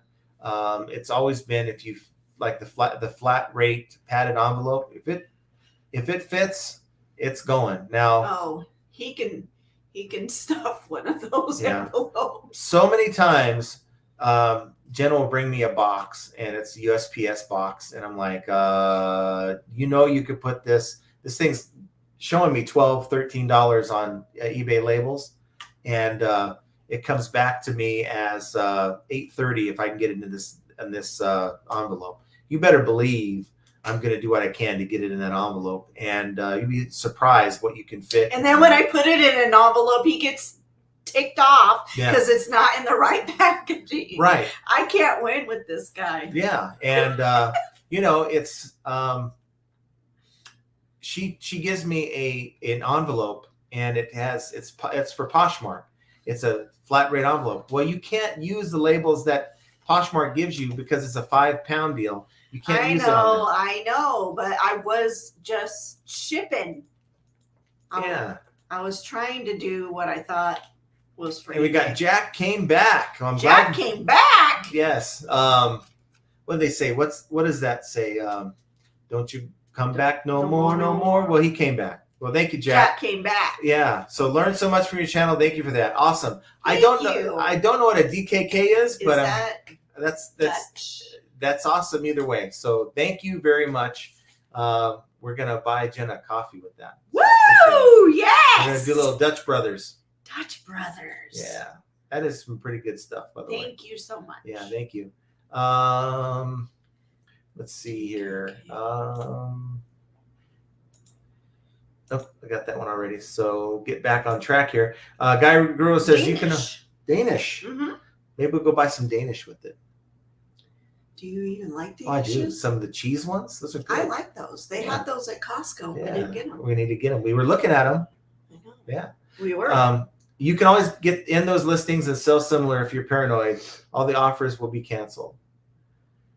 Yeah, I'm not worried about it. It's if I was leaving for longer. Not talking about you're worried about it. He's talking about. I wouldn't be worried about it. I know Maya shouldn't be worried about it either. I mean, if we're talking, look, I'm one away from getting like over 3%, you should worry about it. Yeah. But if you sell enough, having a couple lates here and there, it ain't going to be the end of the world for you. Jen Bree says, I was at the post office. You just read that. Yeah. Let's see if I get down here. Biscuit Butt. John wants to do lives 24/7 nonstop. Yeah. Oh, heck no. Can you imagine that? He watches somebody that does that, and it's beyond annoying. No, nobody does that. Yes. Jennifer. Oh, yeah. There's a guy. Yes, he does. There's a guy who comes on and reports the news on YouTube. Yeah. Breaking news. Yeah, he reports. I'm sure you guys have probably seen him. Anything that comes up around the world, he'll get on there and like just make a live. I don't care what time of day. Something could be going down at 2 a.m. This dude has a live stream like right afterwards, and he stays on there for hours. You can hear his stomach growling, right? And I swear I heard him pass gas the other day on his live stream. But that's not sad. Okay. But you gotta go, right? It's like he's holding himself hostage on the live stream. Bonnie Brink says, gardening sis, eBay had a glitch. Who it is. And opted all my listings into international. I made a sale that was interesting. I had to opt back out. They know who it is. To me, I just don't want to deal with the international game that eBay's playing. Right? It's until they fix it, I'm out. And I have larger stuff anyway, so not many people are going to want to pay what eBay's going to charge for it. Let's see. Yeah, Tommy says Archie is afraid you won't hang around if he doesn't get more subs. Yeah, Archie is the super fan out there, so I'm surprised that even when he contacted me the first time, that I had enough subs to be on his radar. I know we were. Yeah, like maybe 5,000 subs, kind of thing. I love Archie. Maya says, thanks for the suggestion, guys. If I get any offers, I'll probably just message the buyer. Change the item to buy it now at the price they offered so I can get immediate payment. Yeah. But shame on eBay for putting this in that position anyway. They should have followed through already. Yeah. Simple Beautiful says, can you be banned for life if you don't provide invoices? Is that legal? 1099, which resellers are, is not an employee. eBay legally cannot demand info about one's private company, can they? Yes, they can. Let me just say this. eBay will not implement anything without passing it first through their law department. Every company's like that. We used to have that all the time. We were going to implement stuff, and it had to be passed through our law department before it sees the light of day. So the truth is that you are using eBay's platform. Uh-oh, what's this? Got hit with an Amazon charge. I love certain banks where they give you a little blurb. I need to. Yeah, it's FedEx. They're hitting me up. They hit me pretty hard today, but I just gotta refill the account. They hit me for $500 already. So God. Yeah, that's fine. But I know it's not fine. I know that that's part of the money when I take out of eBay. It's going to go towards them. So, nonetheless, what I was saying is they have to run this by their law department, and by you agreeing to use their platform, you have a terms of service that you're agreeing to. Now, nobody ever reads all that, but eBay has the right to ban you for really any reason. If they suspect, that's all they need is to suspect that you're not legitimate. And if you can't provide proof of that, because they flagged my account back in 2019, was selling things like crazy, and they didn't believe that I had the stuff, so I had to provide them 21 invoices of liquidation, and we're talking multiple pallet loads and stuff, and I did, and they unflagged my account. Let's see. John's in the house. John Gaynor says, hi, Jenna and John. Best show on YouTube every Monday and Friday at 6 Eastern. Awesome. Thanks for all the great information about eBay. Your channel gives better info than eBay. Aw, thanks, John. Thank you. But that's a shame, though, isn't it? Yeah, it is. That, eBay should be like, okay, according to eBay, 100% of everything I'm saying is based on eBay. But a lot of things we got to figure it out on our own, unfortunately. Yeah. Tommy says, right in the terms of service, you agree that when signing up, they have the right to refuse service to anyone. No shoes, no shirt, no service, right? Victor Wawiorka says, hey, John and Jenna and everyone. Thanks for being here, Victor. Nature Made in Utah is going to get rid of a couple hundred items that are not moving after trying multiple adjustments. I'm going to donate them to Savers and at least get a 20% discount coupon. There you go. That's exactly. There's other ways to offload the crap. And that's what I keep telling you. We need to get rid of a lot of that. We will get there. We'll get there. We have a lot of trips and things coming up. So I think that, we need to take. We? Yeah, we. Oh, yeah, we got one more trip. This is a we. Well, I have an extra trip. Yeah. I have an extra trip. A trip that she's putting all of her time and energy into. So she has this shirt that she made, and that's supposedly some country singer sang that song. Morgan Wallen. Yeah. So it is what it is. July 22nd. Yeah. Okay, so Mark says, I had a listing for Porsche jacket that I got from Porsche dealer. Bureau took it down. When I called, they told me Porsche wanted removed.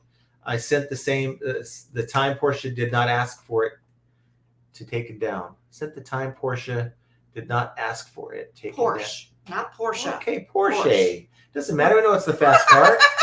I don't quite understand that. So okay, I had a listing for Porsche jacket that I got from a Porsche dealer. Vero took it down. When I called, they told me Porsche wanted removed. I sent the time. Porsche did not ask for it to take him down. I don't understand that. But like if it's a situation where like mine, where I listed at 3 p.m. and at 3:10, I got a Vero takedown saying that Logitech just sent them a message about this keyboard and asked them specifically to take it down. And here's the email to Logitech to talk to them about their request to have it removed. It's not possible. No company acts that fast, and they have nobody sitting there waiting for a $10 keyboard to be listed like that. Yeah. What just happened again here? Okay. Jack, he came back Jack again. Came back again. He's coming back. Well, thank you. Thank you, Jack. What's your take on Playmobil figures and stuff? South America seems to be a sweet spot for selling. Any thoughts? Selling from Denmark. It all depends on your market. So if you're in Europe and that kind of thing sells, I think I've had Playmobil before, and they just didn't sell. That particular brand didn't sell well. I mean, I sold it eventually. I think regardless of where you're selling it, you're going to do better in Q4 than any other time of the year. That's not to say toys won't sell, because Legos sell like crazy. You pick up a good deal on Legos, you're going to sell it within a week. So, I think the same answer applies here to check out your sold comps. So check out whatever it is, look it up on eBay, click on the sold tab, see if it's sold in the last 90 days before you decide to buy it, invest in that stuff. If it's a hot selling item, then grab it. Mm-hmm. But thank you for the super chat. I appreciate it. That's awesome. Let's see. That's my coffee I get to buy now. That's awesome. You don't drink coffee. I know, it's going to be cream based. Jonathan Rivera. Such a wuss. I don't like coffee. Hello. What would be the difference between using effective keywords and keyword spamming? Keyword spamming is like, I got these pair of Nikes, right? And I got this Nike, Max, whatever, and then not Adidas. And at the end of the title, I put not Adidas or, Hoka, right? There's no need to put Adidas or Hoka in the title, but you're hoping to get the crowd of Hoka and Adidas people that are searching for Hoka and Adidas for your item to appear in the search. That would be keyword spamming, putting in things that don't really apply to your item just so you can get the views. And I know I skipped a lot of folks there, but it's cool. I gotta got to do the best that I can here. What happened? How do you handle a purchase where the buyer canceled after they paid and you packed for shipping but hadn't dropped it off? Should the buyers cancel? Should we give a return, change their mind? No, John sends it out. Yeah, if it's once it's packed, yeah, it's shipped. We had a request this morning. I had a pool pump. It's a 1 gallon, 1 GPH. I think that's what it is, 1 gallon per hour pool pump. And they bought it last night. I get up this morning and I have a cancellation request. So they must have canceled immediately after. And then they said, can you please cancel this because I can't use it? And I was going to cancel it just fine. And I looked at the second message. They said, well, you know what? We can make this work. Can you ship this out faster? So my stance would have been, had you sent me a message after I shipped it with the labels on it, you're just going to have to send it back. So, that's kind of how I do it. It's disappointing.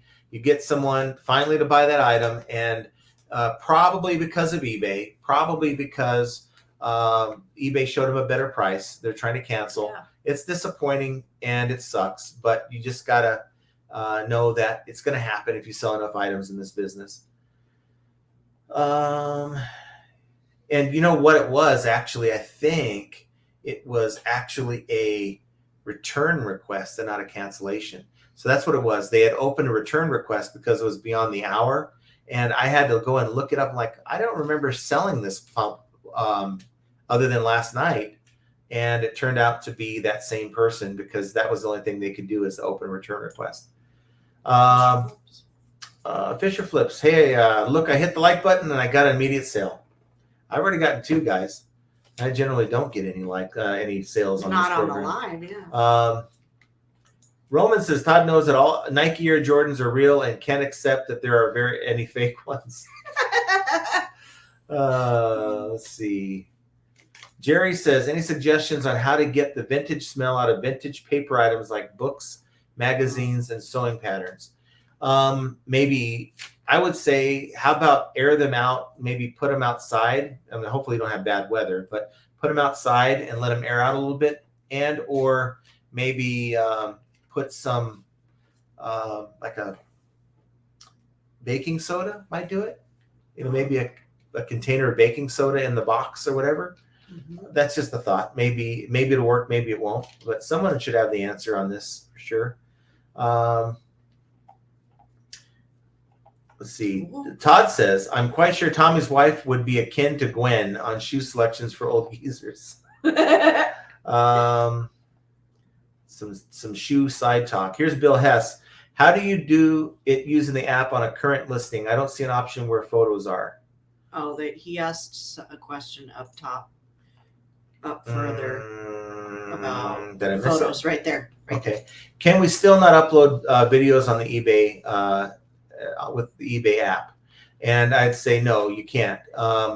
It's funny. They'll implement all these things like AI and all that, but they won't allow you to upload a video on the app. You just got to go on the computer and do it. They're laughing at you because you're an hour behind. I'm always behind. Am I really that far behind? I'm almost that far behind. Let's try to catch up a little bit here. Rosie Games is in the house. Rosie! Great seeing you, John. John, how are you doing tonight? Didn't mean to leave you out on Friday. It's all right. No, everyone's doing good. We're fine. We have Glenda Rundle Van Diest. Says, hello from Iowa. Been reselling a few months now. Your advice has helped. We are everything sellers, 5-star thrifters. Awesome. Well, thank you, Very Glenda. Cool. Thanks for being here. I'm sure we got some new folks here, some more new folks. We have Tony Resells in the house. Thanks for being here, Tony. Glenda does have a question. What is the best way to ship fragile? Well, I mean, no matter what carrier you use, I mean, in my opinion, you want to use a box, and you want to maybe even double box if you can, and bubble wrap the heck out of it. Turn whatever that is into a pillow. And some people will disagree with this, but I think most people are good people. If you put the fragile sticker on the outside, they're not going to intentionally try to bounce it like a basketball. Some people think that maybe by putting that sticker on there, it's that rogue employee might just try to entertain themselves and break it. But that's kind of what we do. We have fragile stickers for that. Yeah, lots of bubble wrap. That's what I do. Occasionally, maybe some paper, depending on what it is. Art says, can vintage magazines be shipped media mail? If they have any advertisements inside, you cannot. So even if they're old advertisements, you can't do it. Let's see. No One Design says, John, I have a giveaway idea that'll benefit all of us. Limit your monologue to under 5 minutes. But it's not just a monologue. It ain't like I'm on the it ain't like I'm Jay Leno up here just trying to do like my stand-up routine. It's actually just talking about a topic, and it covers something for the next live. That's gonna happen. Right. You're gonna be surprised. Mm-hmm. And it's going to be like, okay, we have nothing else to talk about. Okay, bye, guys. Christina King's in the house. Thanks for being here, Christina. Christina Is first-time viewer here. Your son sent me. Yes. I recall the name. Awesome. Yes. She does Instacart with Jonathan. Yeah. In Southern California. Yeah. He's been trying to do lives and stuff, and he'll get like his lives are like Roman's lives. Anybody who knows Roman's lives? Well, not quite the Roman. Maybe a little less time consuming. Two people drop off, and it's like we lost like 25% of our audience. Yeah, but he is rather lengthy. He likes to talk like his father. That's right. LSGS Rob says it's amazing what happens when you list good items with high sell-through rates at good prices. If more sellers that complain about sales do just that, then they would be mind blown. But exactly. Not only that, though, if more people were to sell the good stuff, there'd be less good stuff for us to sell. Right. So look, on a limited basis, those of you who really want to do better should change, but the others just keep doing what you're doing. And I want to see everyone do well. Don't get me wrong, but I think the answer's out there. I mean, everyone has their own situation, and the answer is a little different because your situation is different. Mm-hmm. And if you just figured out what that answer is, and everyone would be selling better. I don't know how possible that would be. I think if other people sold better, it would hurt the ones that were selling better. That makes sense. There's only so many customers on eBay. Jay Scott says, hit some home runs and some singles, doubles, and triples, and you'll do just fine, and go get it. Yep. You gotta move Mix those runners on the even bases. if you have some duds in your store. Let's say you have a couple of duds. And what about when you're sourcing, continuing to up the game, continuing to put up or to purchase and put into your inventory higher dollar ticket, higher ASP value to your store by continually adding to it. You don't have to do it all at once. You don't have to clear your store out and then go and buy a whole new, stock of inventory, but do it gradually. I'm telling you, if we hadn't done that one thing, we wouldn't be where we are now. Yeah. And there's only more improvement that's going to come, because once we get that other store doing what the regular store does. Well, I just want the secondary store to do what what I was doing last year. If I can get it there as a supplemental, but that's a totally different thing. Yeah. Todd says, I need to score an interview with John on my morning show so I can get my subs to 20K. Hit me up. You guys know how to get a hold of me. I'll be glad to do it. Wait, Larry has a show? Todd does, yeah. Todd Larry. I know, it was a joke. Maya says, yeah, every Poshmark group, people are complaining about their sales being dead because of live shows. I tell them to take a look at what they're selling, and they get mad. I've been making tons of sales on Posh. Yeah, Posh people are of a whole different breed. They are very set in their ways and don't want to hear it. So Jeremy wants to know, so no counter offers when I get offers from buyers. So I have $100 item I have listed. Let's just say I listed it last night. They come at me with 50. Well, I'm going to counter it. Say, I'm going to figure out, okay, here's the best that I'm willing to take right now. So 70 might be my number, right? It's a balancing game. Now, if that same person comes to me with that $100 item with the $50 offer, and I've been sitting on that item for like 2-3 weeks, and I'm only into it for 5 or 10, it's time to go.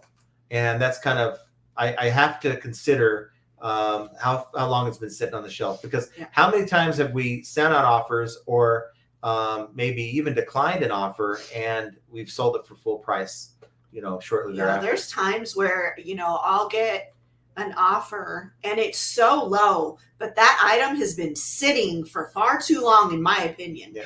And so I just take whatever is being offered, and then there's other times where I know the value of it and I know it will sell at a higher price point. So I will counter, and, if they don't take it then it'll sell to somebody else. So Biff says your competition promotes at 5%. So eBay bumped you to 6. So they bump your competition to 7. Now they put you at 8. Pretty soon everyone's paying 50. So, and then once you draw the line at 10%, you lose everyone else at 11% or better. But here's the thing. Not everyone is going to jump beyond 2%. I don't care if they have it on a flashing banner that says, we're going to eliminate your item from being seen unless you're at 3%. Mm-hmm. I mean, maybe then. But what I'm saying is you're never going to get that many sellers to go that high. And everyone's going to draw their own line. So for me, it's 10%.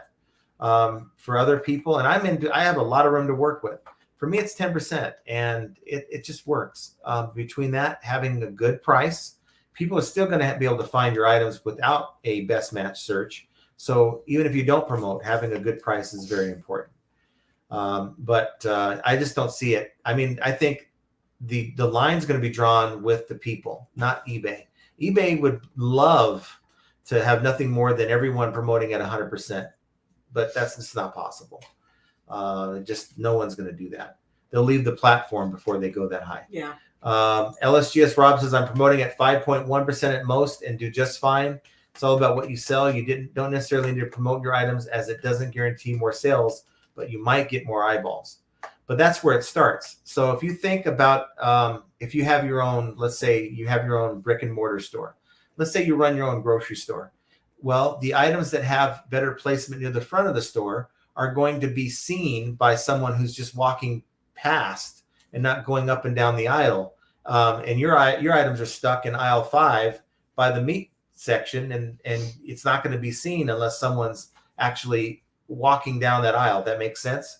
So, and even then they walk by it and go to the meat department. They might walk right by your item and not grab it. So you want to be able to put your items in a position in the store that's going to get more people walking by it, even if they have no intention on ever buying that. That's what your impressions are. Impressions turn into page views. And now once they click on your item, that means they have some interest. That now is on you to convert the sale by having a good listing and a good price, good photos, and meet whatever the buyer is looking for. Glenda says we had 34 sales and not consistent, made 2,370. What should we be expecting? Well, I just, that's hard to answer because we don't know what you're selling. And we don't know if you promote, what you promote at. There's a lot of variables. Sounds like you're selling higher ASP items though, because 34 sales into 2,300 would roughly be about $75 an item. So I would say you're on the right track. You're doing great. I mean, well, and then that's when you say you're doing great, that's all based on, everyone has a different perspective of that. There's some people saying, wow, Glenda, if I had that kind of sales, I would be, extravagant. I can't even speak. I would be, what is the right word? I would be excited about it, right? I would be, ecstatic. through the roof. Was that the word you were ecstatic, looking for? But hooked on phonics, we haven't gotten that far in the chapter that I'm in. So I'll learn that word next week. So as far as Glenda's situation, though, I mean, it sounds like her ASP is where it is, but if she's selling stuff that doesn't have high sell-through rate anyway, it's low demand stuff. Maybe that's a good thing. If she's selling a bunch of iPhones, that's horrible, right? So it just really depends on what she's selling. Let's see. Noah Design says, after years on eBay billing me the store subscription on the 3rd of the month, they decided today by sending me a message saying your store subscription will be billed on the 1st of every month. Interesting. Yeah, check the mail because I think they came, but I have an email, but I doubt it. I think they're playing their games with me again. Tommy says, I didn't mean that as to John. That was a general thinking about out loud question, but I didn't read it, so it's okay. Fisher Flips. Oops, we got another We got another coffee here. Jack is back. Welcome back, Jack. What's the deal with eBay saying that I have missing recommended item specifics? It happens like on 80% of my items. So eBay will require you to fill in the required section. If you have anything missing from your required item specifics, eBay is not going to let you in the listing.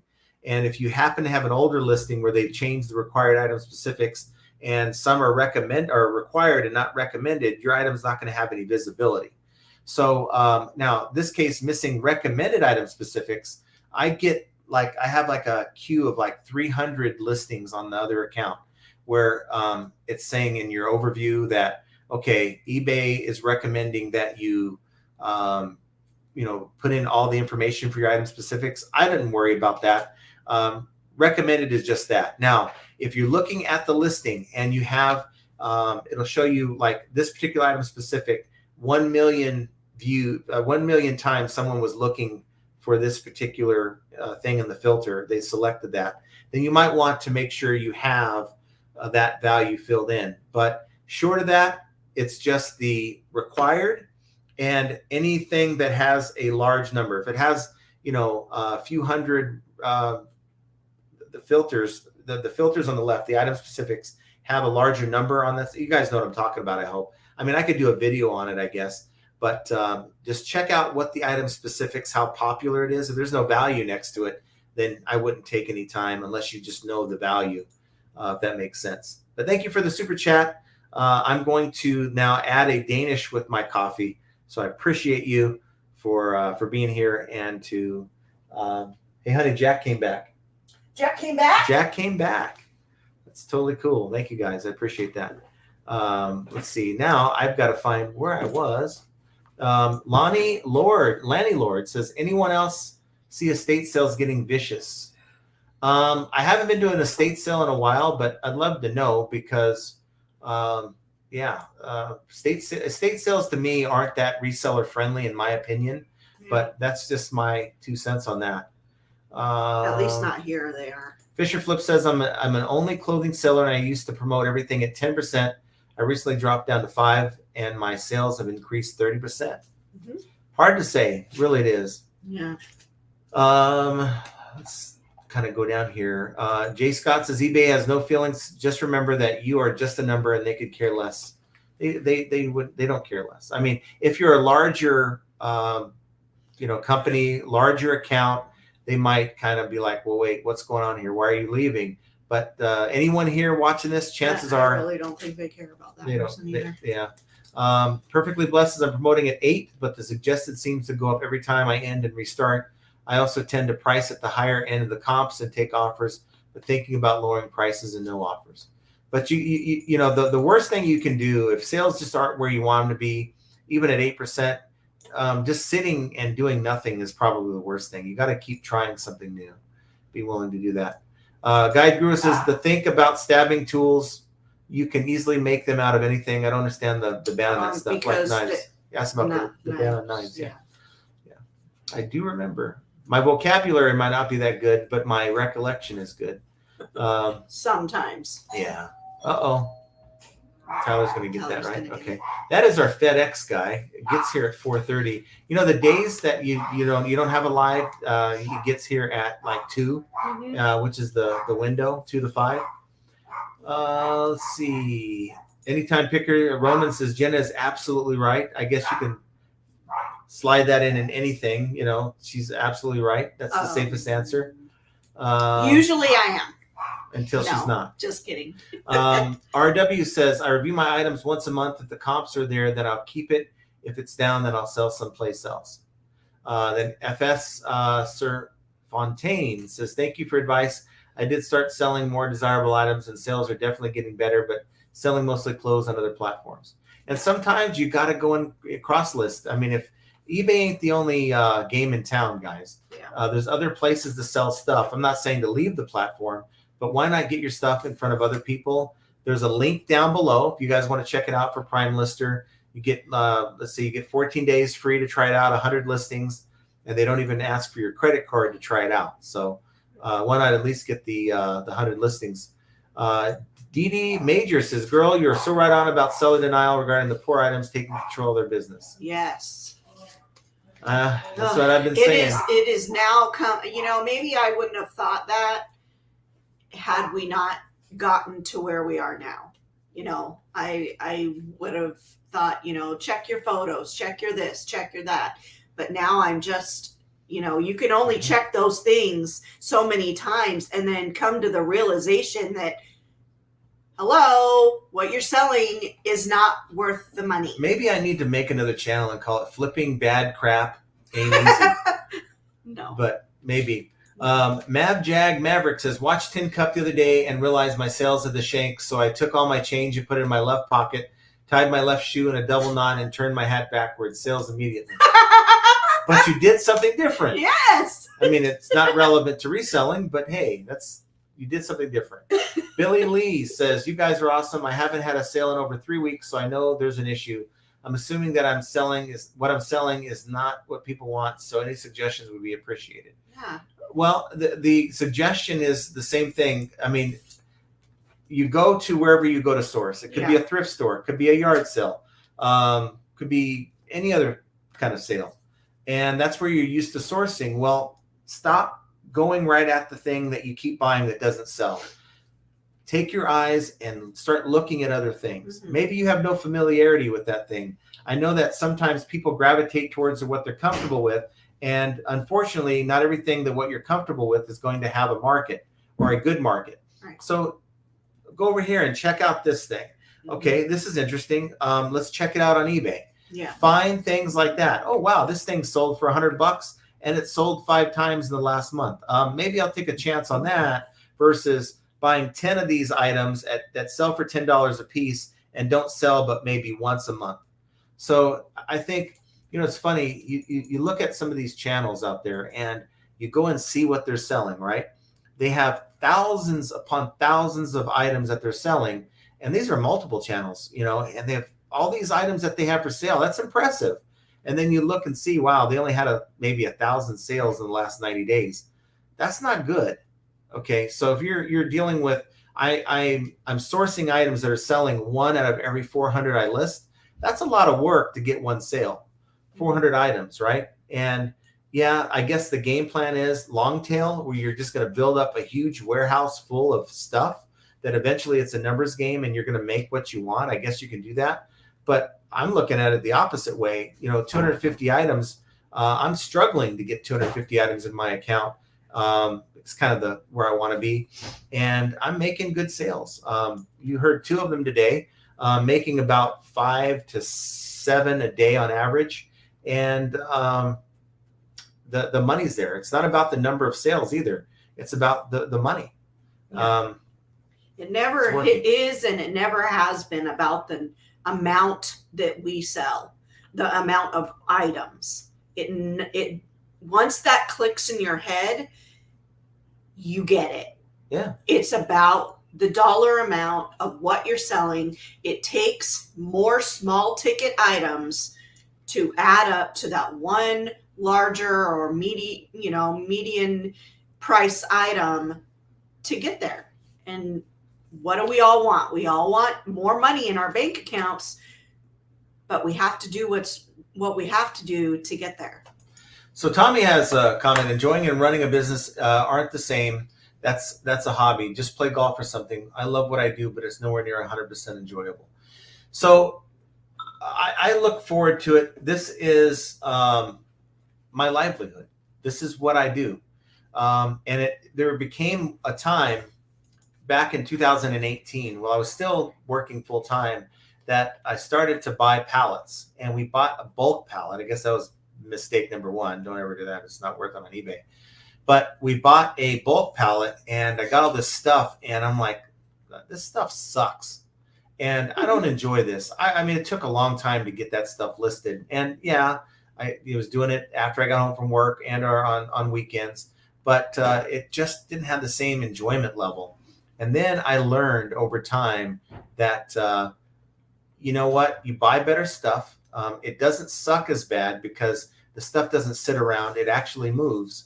And it became more of, people say if you enjoy what you do, then you're going to do better. And I really think that you got to find a way to learn to love reselling if you really want to be successful. That's just my 2 cents.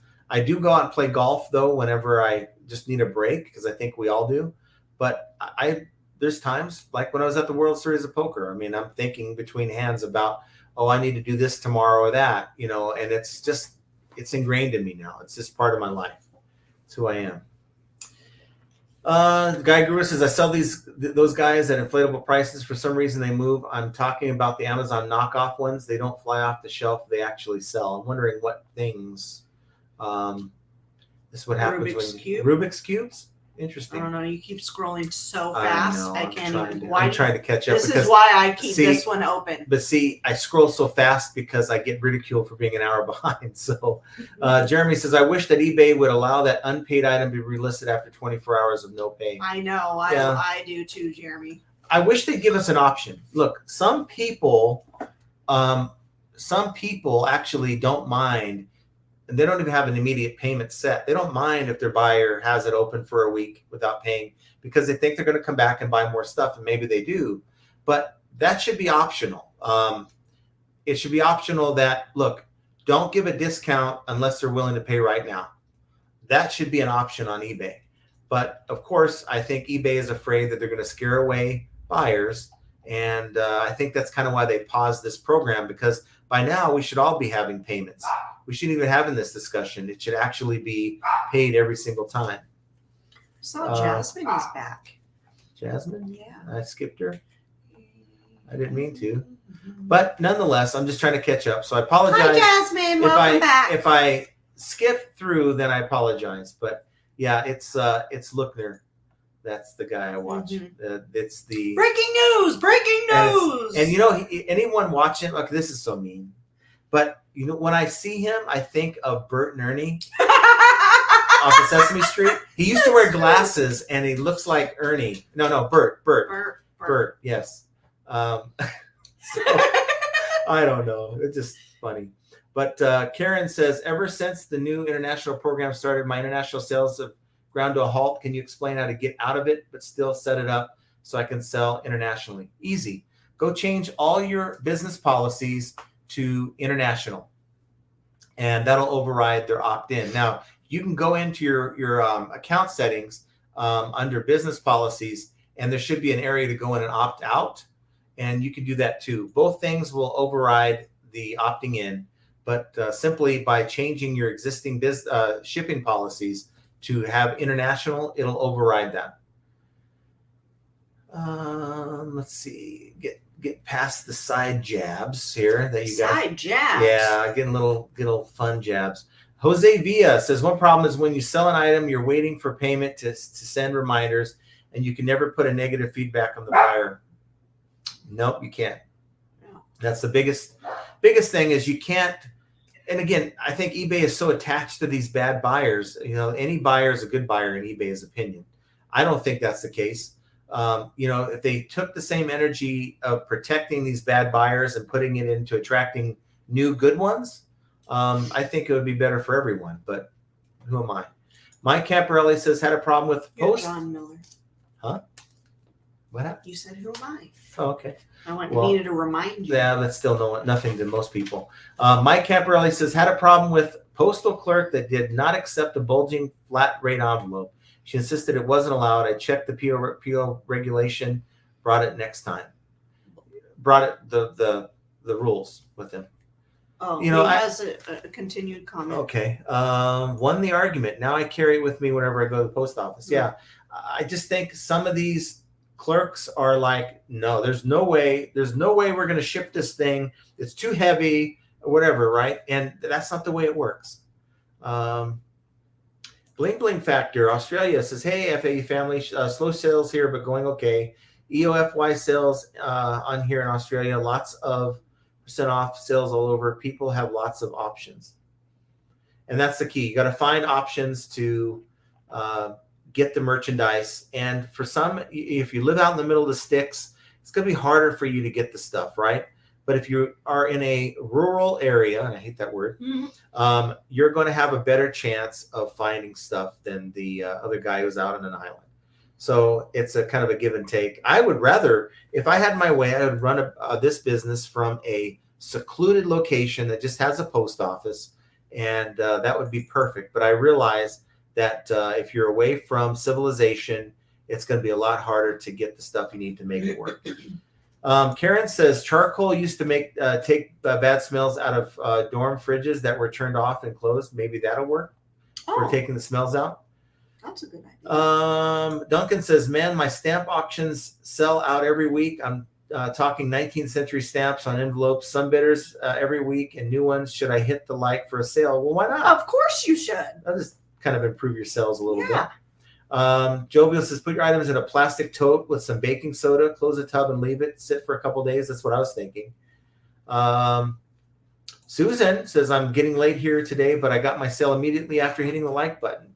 So please hit that like button, guys. I'd appreciate that. That does help get the word out that we're putting out a pretty good live stream here. I think it's pretty good. Busy Girl says, John, how did you do in your poker tournament? Haven't been able to tune in. No Wi-Fi. Well, I beat, let's say, 85% of the field. And unfortunately, I needed to beat the other 5 to get to day 2 where the real money was. But I ended up getting in the money. So that $300 investment turned into a little bit less than $500, which wasn't bad. But, I think first place was $500,000. Oh, well, next time. Dennis Hubbard says, bought an oversized street mail box for clothing and magazine sales. Many items fit. I'm happy. Mail carrier happy. Awesome. My mail carrier, they come right to the door. I don't need to worry about what box I have. Unless sometimes they put them in the actual box. Got to walk halfway down the neighborhood to get to it, unfortunately. Trying to catch up here. Jose says, in my experience, anyone makes the best offer of 50% or less on a Thursday or Friday is a reseller. Typically, these people don't pay immediately for the items and they get extra days with the items. So what you're saying is they're trying to sell their own stuff to get up enough money to buy your stuff. It's possible. I know that most of the money I get from eBay accumulates from over the weekend sales. So there might be something to that. I do know of a couple channels that I've watched that's how they source a lot of their stuff. They're waiting for buyers or sellers to put up stuff dirt cheap, and then they jump on it, like in an auction type thing. Mika Veli says, source better items, have a better title structure, price your item right. Sponsorship is extra. Good luck. Yep. It's pretty simple, but it's easier said than done. It's easier. You can lead a horse to water, but you can't make them drink, right? That's next week on the other the other channel. Yeah. The Life Ava says, hey, thanks for being here. Ava. And Ava subscribed. So awesome. Thank you. We are at, we're getting close. I just saw the thing change. We're 30 short, guys. Wow. We're 30 short. So I know we'll get there here this week. Unfortunately, I was hoping to have this live when it happened, but I'm not going to do a live on Thursday to commemorate this. I want the people who are We want the full focus to be on you guys. And, so because this channel is for you. Yeah. There's no other reason why we're here. The Life Ava says, my YouTube channel update videos yesterday, new toy opening unboxing review for McDonald's. Interesting. I think somebody put her in timeout. Hawkeye says, WSOP, you have my attention. Yeah. It's fun. I love playing poker. She's in timeout. But, the expendable money, I have a decent bankroll, but I ain't going to put what they want. I think a lot of the tournaments are over $1,000. I ain't trying to put that much money into a poker tournament. There's a lot of smaller tournaments in Vegas to play. I just don't have the time, and I'm so focused on my business that to spend 2, 3, 4 days on a tournament just isn't in the cards. Let's see. Trying to get some new folks if I can. Glenda says we got a gaming projector for $9 brand new. Wow, worth $850, sold for $5. That's how you do it right there. Yeah. That's there you go, that's Glenda. awesome. That is how you absolutely do it. That's like that sale that I had a couple weeks ago. And guess what, guys? That sale with the scale that has the receipt that prints out. They're weighing like hamburger meat or whatever, right? It sold for like $800, and I think it was. What did I take it for $700? Something like that. They left me positive feedback. So guess what? I'm happy that ain't coming back. So. Busy Girl says, John, you did awesome. You get to play and come home with money. Plus, I had fun. I'm sure. Thanks for answering. Yeah. It's definitely fun. It's something I've been doing for many years. Like I said, I do a lot of things very well, but I'm not a master of it, really anything. Even the eBay game, I'm no master at. I think it's one of the things that I do well, unfortunately. I think I'd rather do one thing very well, and then just focus on that. I guess I'm not that guy. No. Chris says, thanks for being here. Dang, I'm already subscribed. It's all right, but you're part of the. But you are part of this community. Steve says, I'll unsubscribe so you can be just under 20K until Monday. No, because then we'll lose that one. Anybody who unsubscribes is going to lose a sale. They're going to get that buyer who buys it and they won't pay. So. John Doe says, listing some sealed video games. Check sold. Knew they wouldn't be great, but $5.99 with free shipping is insane. No, yeah, it's not even worth your time at that point. $5.99 free shipping, and then you sell it. You're out. Depending on how much it weighs, you're out most of that eBay fees, and you're left with enough to buy a postage stamp. I don't know, but it's not worth it. I just don't. And people might argue, well, if you sell enough of them, it might be worth it. Look, large volume of sales just isn't in my cards. Maybe it's in your cards and maybe it works, but I'm telling you, what I'm doing works good for me. Yeah, we got some heavy boxes we got to deal with, but other than that, I just think right now is as good as it was in 2019 for me. Jerry says, thank you all for your great tips on removing the smell from vintage paper items. This is a great channel to find great answers. I agree. Everyone here is pretty awesome, and we keep getting more new folks here and hanging out, and it just kind of makes a really good selling community. And that, I think I've caught up to your questions and comments, and we are almost under 2 hours. So guys, promoted listings, it's here to stay. Don't be surprised if eBay decides to do promoted listing, whatever the new thing they decide to do with promoted listings. It's all designed to get you to feel like you cannot sell without promoting your listings. But I got news for you. The answer isn't necessarily whether or not you're promoting your listings. The first question is, what are you selling? If you fix that part, you're probably not going to need to promote your stuff that much, right? Get high demand stuff you won't need to use or worry about how you're promoting your listings. I got decent demand stuff. This stuff ain't iPhones, but it's stuff that people need, and a few watts sprinkled in there, but it works, guys. And so if what you're doing isn't working, start with your sourcing. And then if you have the right stuff, try the promoted. And I think a combination of the two is what's going to help you get through really any possible summer slowdown or any glitch that eBay can throw your way. It's funny, still watching and seeing people. Yeah, I think I'm affected by a glitch. I'm getting constant sales every day. You guys heard me get 2. Had 3 days in a row over $500 in sales. That's good for me. That's where we want to be. It was my initial goal last year. I got there. Now it's time to work on how do I get higher. So that's my problem. It's a good problem to have.